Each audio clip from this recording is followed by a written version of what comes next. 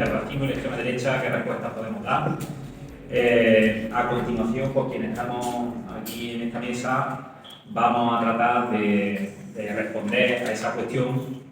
en un momento en el que el debate político e institucional gira fundamentalmente en torno a la migración. Se hace, por tanto, necesario, desde posiciones de clase e internacionalista, analizar qué alimenta hoy a ese racismo que divide y debilita a la clase trabajadora organizada y que está favoreciendo ese auge de la extrema derecha y de ahí deducir de qué manera podemos combatir esa idea. Para ello vamos a contar hoy con Jessica, que está aquí a mi lado. Ella va a abordar la cuestión de dónde viene el racismo y cómo combatirlo. A continuación contaremos con dos camaradas de Speak Out Now, que es una organización estadounidense. Ellas van a ser Meg y Thomas. Y después escucharemos al compañero Eric Cano, desde Argentina, de Organización Socialista de los Trabajadores, que nos hablará sobre la resistencia que se han ido desarrollando a lo largo de estos 2 años frente al gobierno de Javier Milei. Y por último, yo que estoy aquí presentando, me llamo Alberto, daré una pincelada sobre el auge de la extrema derecha y sus causas. Después tendremos un debate abierto que creo que es lo más interesante. Lo que hagamos aquí a continuación será para dinamizar precisamente esa discusión a la que invito a todo el mundo que venga. Así que, sin enrollarme más, doy la palabra a mi compañera Jessica. También debería informaros de que, aparte del acto que estamos teniendo hoy, próximamente, día 13 de noviembre, tendremos un acto público también acerca del director Luis Buñuel. Y además, el viernes 28 de noviembre, tendremos otro acto frente al rearme, su guerra y el genocidio en Palestina, de un contenido similar al que vamos a tratar, de un formato, quiero decir, similar al que vamos a tratar hoy, el contenido desde luego no va a ser el mismo. Quien necesite más información, aquí tenemos un panfletillo ahí en la puerta y ahí podéis encontrar más sobre este tema. También os cuento que vamos a pasar a continuación esta hojilla, ¿vale? Con un bolígrafo para quien quiera apuntarse para recibir información y contacto de las cosillas que hacemos en el Ateneo como la organización política de la cual esto es su casa. Así que, sí, como iba a decir antes, sin enrollarme más, le doy la palabra a Jessica y de nuevo gracias a todo el mundo por estar. Bueno, buenas tardes a todos y a todas. Como decía Alberto, hoy queríamos hablar de racismo precisamente en un momento donde la cuestión de la política migratoria, la cuestión migratoria está ocupando gran parte del debate político, tanto a nivel internacional como en el Estado español. Yo no pretendo hacer ningún tipo de, creo que no es el objeto del debate o de la charla, de ir a ver un poco los orígenes del racismo, ni ninguna cuestión histórica, sino quizás situar un poco más la cuestión de cómo se está dando ahora ciertas situaciones dentro del Estado español o el rol o el papel que juega precisamente el racismo en esa división del conjunto de la clase trabajadora. Y precisamente nos parecía importante abordar esta cuestión precisamente porque estamos viendo como en los últimos meses en el Estado español concretamente pues venimos viendo una creciente agitación racista por parte de partidos como Vox, bueno, a la que ya nos tienen acostumbrados y a la que en ese tipo de discurso racista y de odio se le ha sumado en plena campaña electoral precisamente el PP, con un discurso también racista, concretamente mucho más islamófobo, acompañado de toda una avalancha de bulos que han estado propagando toda la maquinaria mediática de la derecha y de la extrema derecha y que en definitiva pues, han estado culpando precisamente a la población inmigrante de cualquier tipo de acto ocurrido de violencia en el país o directamente que se han estado inventando. Creo que por desgracia todos conocemos los acontecimientos que ocurrieron en Torre Pacheco, en Murcia, este verano, en el que vimos que después de la agresión a un anciano, precisamente la extrema derecha utilizó este hecho concreto precisamente pues, para difundir y alertar con discursos de odio y con discursos racistas y se organizaron lo que son programas, cacerías, precisamente por parte de organizaciones ultra y neonazis contra toda la población magrebí de aquella zona. Este hecho, por desgracia, nos recuerda en el Estado español a un hecho que vivimos hace bastantes años ya en el Ejido, también de similares situaciones. Y bueno, es importante señalar precisamente que quizás ha sido uno de los sucesos más preocupantes o más importantes que hemos vivido precisamente en el Estado español en los últimos años. A raíz de esto, bueno, por comentar una situación que también se daba hace poco, justo en el mes de septiembre, precisamente también a raíz de la detención de un menor migrante en el centro de acogida de menores de Hortaleza, en Madrid, pues volvimos a ver precisamente como la extrema derecha y la derecha pues volvieron a utilizar precisamente este suceso para volver a alentar con discursos de odio, con discursos racistas y volver a alentar a cacerías para que se volviera a generar un Torre Pacheco 2 en Madrid, y estuvieron provocando agresiones a los diferentes menores inmigrantes del centro, incluso a trabajadores. Y aquí se volvió a sumar el PP con discursos como los que escuchamos de Ayuso, donde llegaba a decir que es que los menores inmigrantes cada vez vienen más violentos y más agresivos. Y bueno, sin irnos más lejos, por comentar alguna situación de este tipo de discursos que venimos viendo precisamente aquí en Granada, y que luego el compañero Alberto, que por desgracia pues lo ha vivido muy de cerca, el propio alcalde de Loja lleva meses también difundiendo, alcalde que ya ha dimitido, lleva meses difundiendo precisamente en sus redes sociales también discursos de odio contra toda la población inmigrante, concretamente en una zona donde hay mucha población inmigrante trabajando en el campo, y alentando también con cacerías similares a las de Torre Pacheco, precisamente con declaraciones que llega a decir: necesitamos más mano de dura y actuaciones fuertes contra estas chusmas, y si hay inmigrantes implicados en algún tipo de conflicto deben ser expulsados de forma inmediata porque no son bienvenidos. Bueno, en definitiva lo que estamos viendo es que este tipo de discursos, de sucesos, que ponía un par de ejemplos, no son discursos ni hechos, ni aislados, ni puntuales. De hecho, en el Estado español tenemos un largo recorrido y trayectoria precisamente de cuestiones así, pero precisamente en el último año hemos visto cómo se han aumentado por parte en todo el Estado. Y bueno, vienen enmarcados un poco dentro de un contexto precisamente donde la extrema derecha y este tipo de discursos de políticas contra los inmigrantes pues vienen creciendo, se vienen extendiendo en toda Europa en general. De hecho, ya hemos visto este tipo de patrones, este tipo de hechos que siempre tienen el mismo patrón a raíz de cualquier tipo de suceso, cualquier tipo de bulo que la extrema derecha utiliza precisamente esos acontecimientos pues, para agitar y para al final pues, alentar contra discursos de odio y cacerías. Y lo vimos ya precisamente en Irlanda o en Reino Unido cuando se volvieron a organizar cacerías por parte de la extrema derecha contra los campos de refugiados. Por lo tanto, lo que vemos un poco aquí es que, al igual que en otros periodos de crisis donde existe una gran polarización, tanto política como social, pues estamos asistiendo realmente a una gran campaña por parte de la clase dominante que está avivando precisamente todos los prejuicios nacionales, de género, los prejuicios racistas y de odio, precisamente con el fin estratégico un poco pues, de dividir a la clase trabajadora y culpar precisamente, buscar un culpable de todos los males de la situación de precariedad en la que vivimos. De hecho, volviendo un poco al Estado español, no es casualidad, y es aquí donde me quería quizás centrar un poco, que precisamente este tipo de dinámica o este tipo de cacerías contra la población inmigrante vendan con muchísima más facilidad pues, en sectores o en zonas donde precisamente nos encontramos con que la actividad principal suele ser la hostelería, suele ser el sector servicios, precisamente el campo, como ya ocurrió en Almería y en Murcia, como actividad principal de esa zona, donde se encuentra precisamente una situación de situación laboral, de acceso a los trabajos mucho más precaria, y donde se encuentra una mayor población inmigrante precisamente trabajando en una situación de sobreexplotación, y todo esto pues, genera precisamente un caldo destructivo perfecto para que la extrema derecha pueda agite contra esta cuestión. Es precisamente aquí donde, como decía antes, quería poner un poco el foco esta cuestión, y al final viene a ser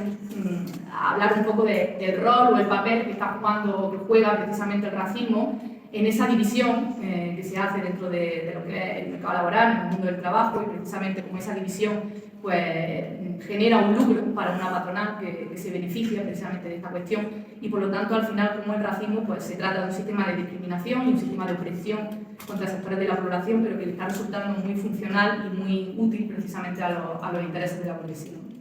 Precisamente hablando un poco de todo el racismo institucional que podemos tener en el Estado español, que, bueno, que también tendríamos un largo recorrido, y hablando un poco de la cuestión que tiene que ver con el mercado laboral, bueno, todos sabemos que en el Estado español la ley de extranjería pues, viene a ser una ley totalmente xenófoba, racista, que criminaliza a toda la población inmigrante y que, bueno, concretamente habla más precisamente de regular el mercado de trabajo que de conceder ningún tipo de derecho ni libertad a las personas migrantes. De hecho, bueno, no voy a entrar en la cuestión de la ley, que requeriría un debate en sí mismo, ¿no? Sino al final simplemente todos sabemos que una persona que se encuentra en una situación irregular administrativa en España básicamente no puede trabajar en contrato legalmente, y por lo tanto pues todos sabemos que se ve abocada precisamente a una situación de precariedad, una situación de vulnerabilidad, donde son ciudadanos de segunda, donde no tienen ningún ningún tipo de derecho y por lo tanto se ven abocados a buscar precisamente trabajo en lo que son el marco de la economía sumergida, con contratos y con salarios en negro. Señalo esta cuestión precisamente aquí porque bueno, el Estado al final está garantizando con este tipo de ley precisamente que se pueda por parte de la patronal, como decía antes, del campo, de la hostelería o en el caso de los cuidados, que también tenemos a las trabajadoras del hogar, pues permite precisamente que toda esa patronal pues, pueda utilizar y pueda sobreexplotar a toda esta población inmigrante que se encuentra un poco en esa situación administrativa irregular bajo su marco jurídico. Hablando un poco de esta situación de división o de segmentación en la que nos encontramos, la brecha, según los últimos estudios publicados en el Estado español en el último año, la brecha salarial que se da entre trabajadores autóctonos y trabajadores inmigrantes llega ya a ser del 13% y se considera que es una de las más altas del mundo. Y concretamente por hablar del sector del campo, que es el que conocemos bastante bien en Andalucía, pues nos encontramos que en las campañas de recogida de la fruta, que son bastante famosas incluso a nivel mundial, creo que todos conocemos la recogida de la fresa en Huelva, el trabajo que se realiza en esas campañas de recogida, prácticamente el 90% de la población lo realizan trabajadores inmigrantes que bueno, denuncian, manifiestan que los salarios en ocasiones no llegan a ser ni de 30 euros al día por jornadas de trabajo a destajo, en las que superan pues, más de las 10 o las 12 horas diarias. De hecho, creo que todos nos acordaremos, si no, pues no viene mal recordarlo, precisamente cuando en 2020 el relator de la ONU, que no se considera tampoco ningún marxista revolucionario, llegó a visitar el Estado español y visitó concretamente la provincia de Huelva, llegó a declarar que la situación en la que se encontraban los recolectores de la fresa en Huelva era peor que la que había visto en campos de refugiados. Con esto lo que quiero mostrar un poco es como mientras los inmigrantes que viven precisamente trabajando en el campo, en estas situaciones, en chabolas, sin agua, sin electricidad, sin las más mínimas condiciones de salubridad, en una situación de explotación laboral y de vulnerabilidad enorme, pues la patronal del campo, concretamente la de la fresa en Huelva, precisamente pues, aumenta sus beneficios y, por ejemplo, en la última campaña, en esta de 2025, llegaron a declarar que, bueno, que seguían siendo líderes y que habían generado más de 600 millones de euros precisamente con esa campaña, gracias al trabajo de toda esta población inmigrante que sobreexplotaba. Otra regulación o normativa que me gustaría señalar que se da en el Estado español, que se lleva dando ya desde hace bastantes años, pero que creo que en el último periodo ha sido bastante conocida, precisamente porque Sánchez la ha estado publicando en su última gira por África, donde ha estado hablando de migración circular, en un eufemismo donde viene a significar lo que vienen a ser las contrataciones en origen, donde prácticamente pues, lo que se está utilizando precisamente a trabajadores inmigrantes de usar y tirar en los momentos en los que la patronal pues precisamente los necesita. Este tipo de contratos ya los conocemos, de hecho nos acordamos precisamente en la pandemia, cuando prácticamente todas las fronteras estaban cerradas y no se permitía la circulación, como precisamente la patronal del campo pues, volvió a decir que necesitaba mano de obra inmigrante y volvieron a realizarse este tipo de contratos precisamente para la recolección de la fruta. ¿No? De hecho, en palabras de Sánchez está hablando precisamente de la migración circular como un ejemplo paradigmático de migración regular, ordenada y segura, como fórmula para reducir las llegadas irregulares a las costas españolas. En definitiva, al final todos sabemos que este tipo de contratos lo que permiten es que la situación legal de la persona contratada se quede completamente a merced y a manos de un empresario, generando una dependencia total y con unos chantajes de deportación continuos. Y bueno, se da un caso muy particular también en el caso de Huelva, donde usa mucho este tipo de contratos precisamente la patronal y concretamente pues, se permite el lujo de generar una serie de perfiles a los que quieren contratar, que en su mayoría son mujeres precisamente de Marruecos, con cargas, las que puedan tener hijos menores a su cargo o puedan tener algún tipo de atadura que les permita que en un momento determinado, en el momento en el que el empresario considere, pues pueda mandarla a su país de origen. De hecho, las jornaleras en lucha de Huelva llevan años denunciando no solo la explotación laboral a la que están sometidas las jornaleras en el campo, sino también han denunciado precisamente muchísimos casos de violencia sexual, de violaciones y de agresiones sexuales por parte de la patronal del campo, precisamente pues, bajo el chantaje y la amenaza constante de la deportación o de la denuncia, precisamente cuando esas trabajadoras pues, se organizan, luchan, pelean, precisamente por denunciar tanto la situación laboral en la que se encuentran como este tipo de situaciones de explotación. Por lo tanto, lo que vemos aquí precisamente es como muchos de los empresarios que se están aprovechando precisamente de la situación de mucha población inmigrante para explotar y conseguir y obtener un mayor beneficio son los, aunque puede resultar extraño, son los mismos responsables de los asentamientos, de los incendios que se están provocando venimos viendo desde hace muchos años en las chabolas de Huelva, donde se alojan precisamente los temporeros, son los mismos responsables del abuso y de las agresiones sexuales que están denunciando las jornaleras en el campo en Huelva, son los mismos que hace unos años, creo que fue el año pasado, quemaron una nave agrícola en el Ejío precisamente con 25 trabajadores dentro, y en definitiva pues son los mismos también que luego pues financian a muchas de las organizaciones o partidos que, como vimos en Torre Pacheco, pues alientan precisamente contra todas estas cacerías o generan este tipo de discursos de odio precisamente en estas zonas. Realmente el objetivo que tiene la patronal en este sentido es atemorizar, disciplinar, generar un ambiente un poco de inseguridad donde pueda conseguir precisamente una población inmigrante que pueda estar en unas condiciones de muchísima más vulnerabilidad y mucho más sumisa para en general pues, que pueda ser mucho más eficaz.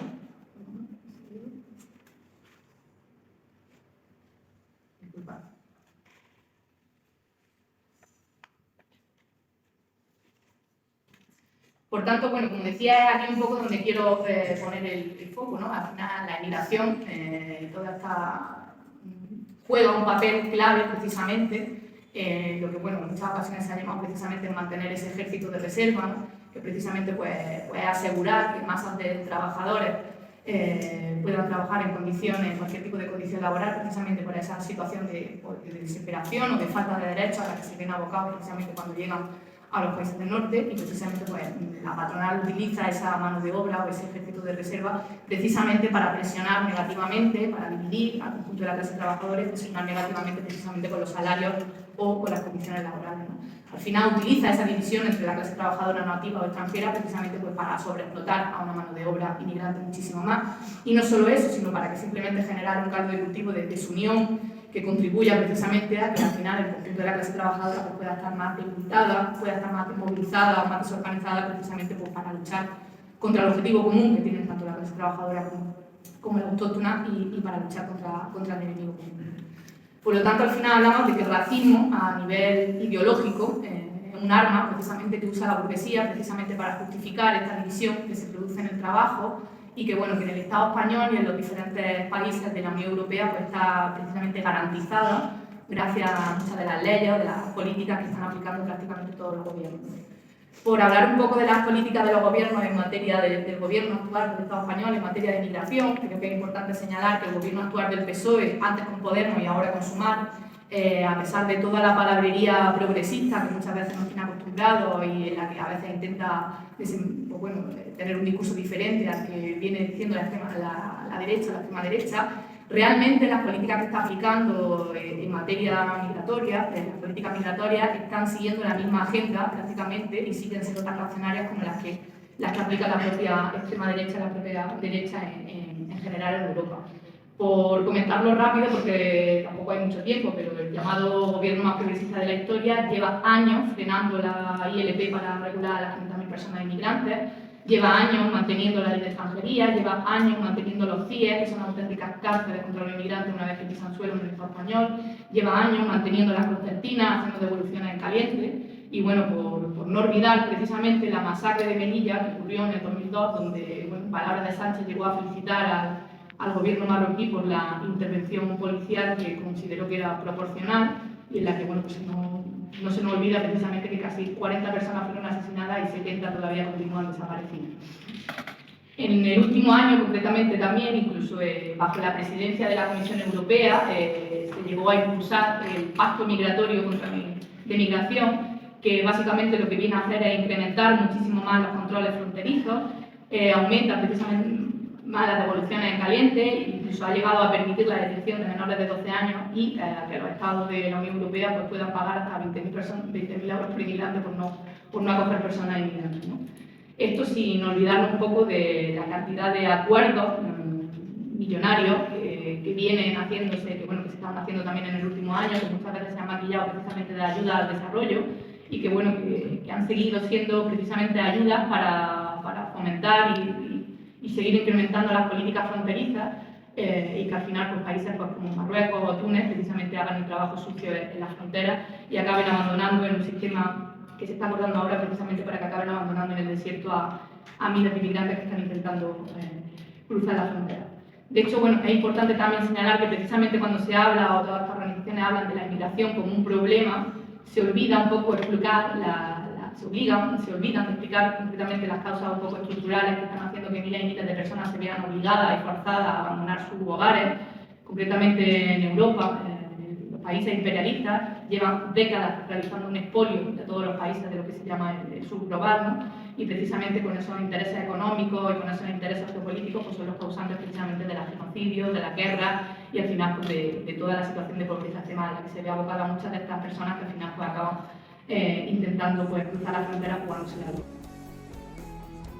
Estás escuchando La actualidad de la revolución, el programa de izquierda anticapitalista revolucionaria.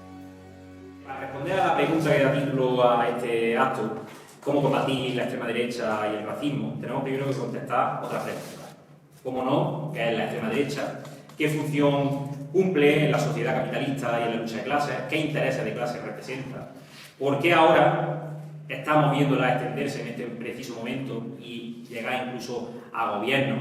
Y lo más importante, algo que damos por hecho, pero que hay que cuestionarse también, ¿por qué la clase trabajadora organizada debe combatir la idea de la extrema derecha? Porque eso es una necesidad. Hasta hace no mucho, cuando pensábamos en la extrema derecha, se nos venía a la mente el típico señor engominado, con gafas de aviador y bigotillo y la bandera del pollo ahí en la catedral el día del 20 de noviembre, ¿no? Usando la zarpa, con cabeza rapada al lado. Parece que me estoy describiendo un poco mismo, pero bueno. Mi amigo dice que me da un bigote de Franco, que es muy gracioso. Total, fuera de broma, el hecho es que la extrema derecha ha ido adquiriendo un rostro más familiar, al menos en lo que se refiere a la gente que simpatiza actualmente con su idea y que les vota, ¿no? Y supongo que de aquí muchos, como yo, conocemos a alguien que tenemos la suerte, ¿no? La gran suerte de conocer a alguien que comparte vídeos de Alvise y demás perlas. Es esencial definir con precisión qué es la extrema derecha, porque en el siglo pasado hubo muchas dificultades para definir qué era el fascismo. Y esto no se debió a la naturaleza del fascismo, a que fuera difícil de explicar en sí, sino que a que el resto de fuerzas políticas del orden capitalista, en el fondo, no querían combatirlo, ya que esto requería cuestionar de raíz el sistema capitalista, su dominación política, su explotación económica sobre la clase trabajadora y, por tanto, pues se perdieron en las definiciones para no llegar al fondo. Y con la extrema derecha, a día de hoy, no solo corremos el mismo riesgo, sino que estamos viendo ya que la izquierda institucional tiene dificultades para llegar a esa definición y se queda en etiquetas superficiales, en ir al tema argumental, de si hay que atacar los bulos, el dato mata relato, y no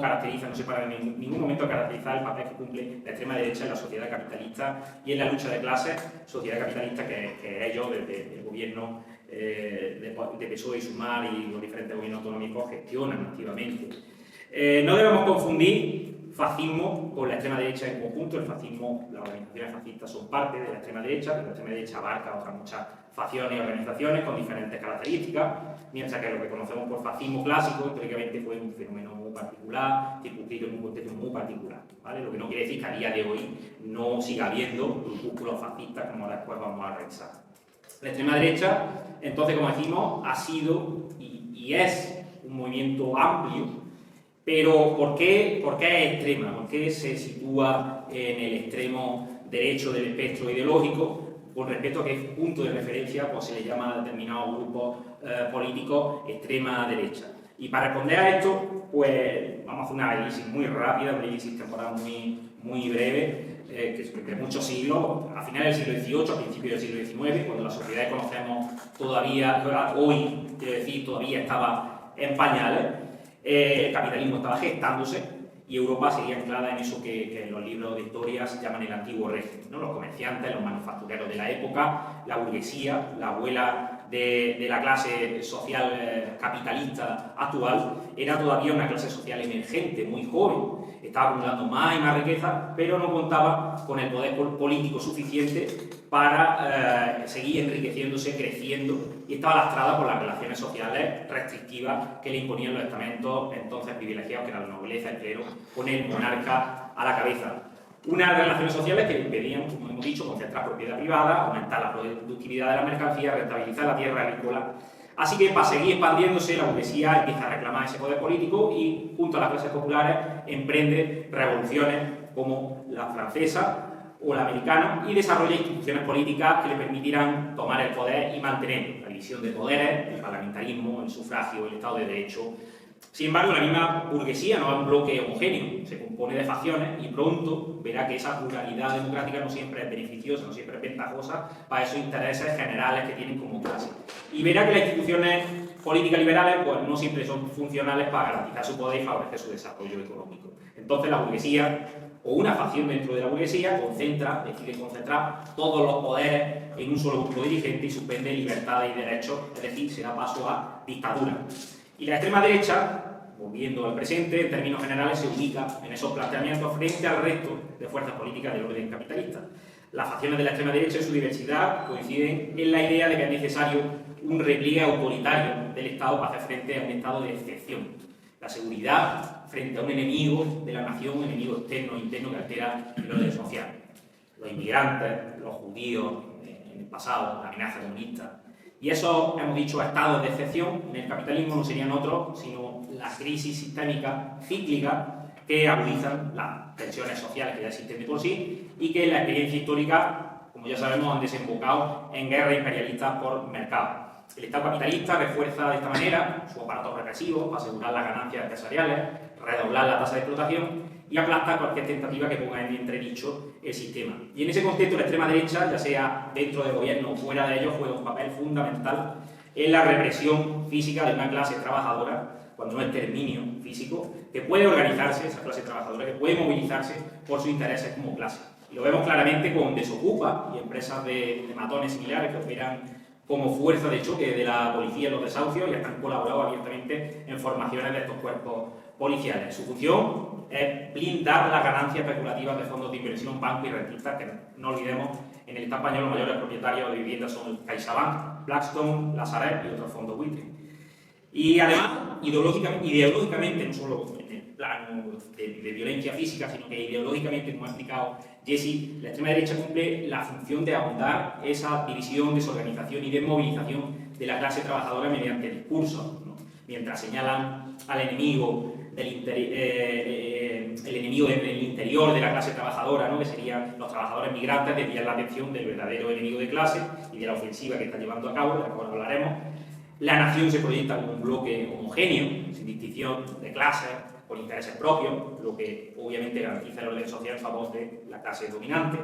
Y de esta manera la extrema derecha se extiende con facilidad, porque no hace más que reproducir la ideología dominante que sostiene el sistema y que beneficia a la patronal, es decir, aquella que nos dicta que los trabajadores no tenemos intereses comunes como clase social, sino que somos individuos atomizados en competición unos con otros, que no poseemos como clase el potencial de arrancar conquistas, victorias con nuestra organización, paralizando la producción mediante la huelga, movilizándonos en las calles.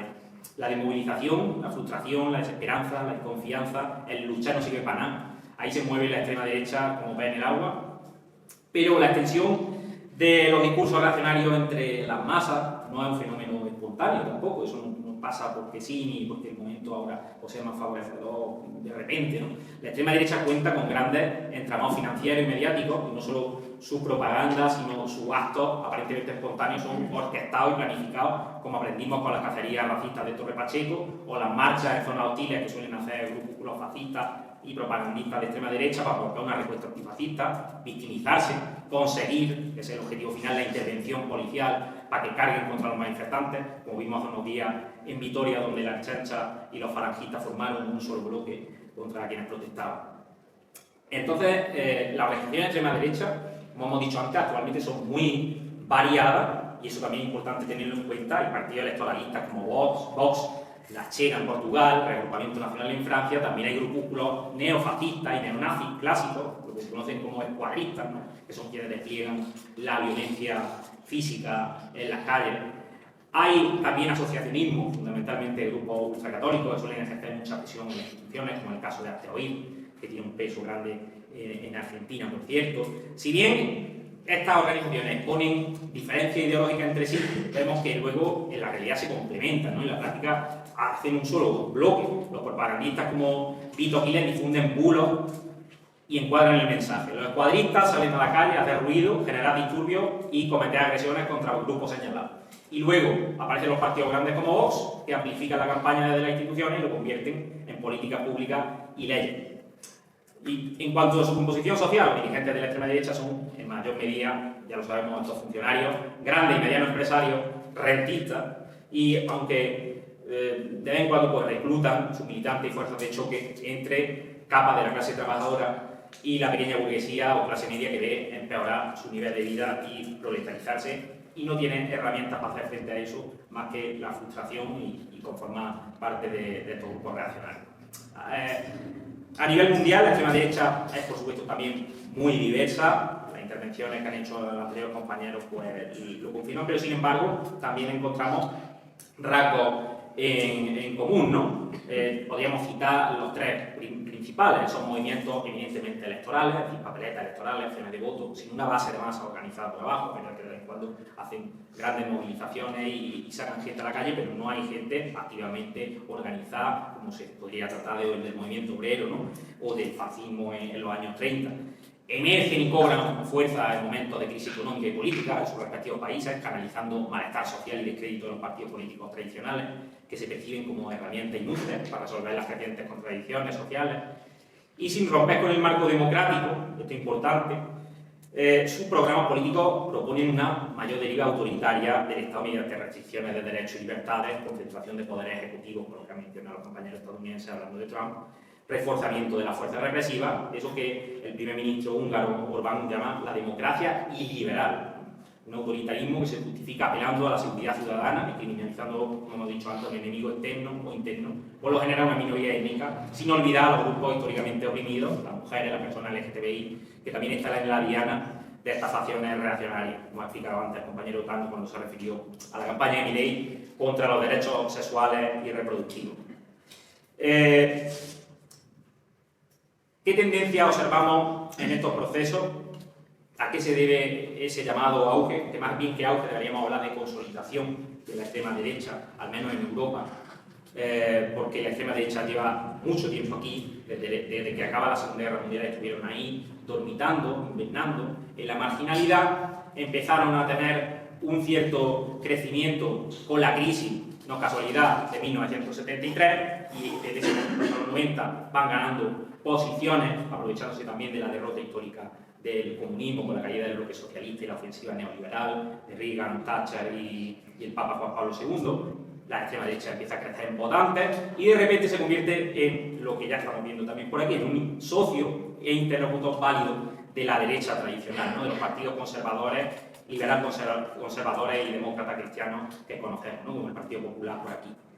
Y ya llegaríamos a una tercera fase, una tercera oleada, que llega desde la crisis de 2008 hasta hoy, que le da el impulso que ya estamos viendo a la extrema derecha. Se agudiza la caída de la ganancia capitalista, para retener más producto social, más riqueza, la clase capitalista emprende una ofensiva brutal para intensificar la explotación de la clase obrera, mediante ataques directos a los salarios, aumentando las jornadas de trabajo, precarizando condiciones laborales, recortando derechos laborales, retrasando la edad de jubilación, desmantelando y privatizando servicios públicos como sanidad, educación, el sistema público de